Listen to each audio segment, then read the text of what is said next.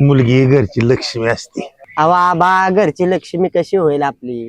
ती जाणार दुसऱ्याच्या घरी, आणि मग आपली कशी लक्ष्मी? दुसऱ्याच्या घरी जायची असली तर बापाची जागा बदलती का?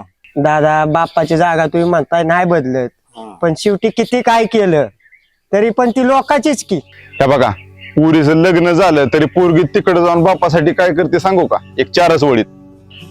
गाय गडबडीत तिचं लग्न झालं, 4 महिन्यातच खरं खोटं कळालं. बघायला आलेला नोकरीवाला आज घरातच बसून असतो.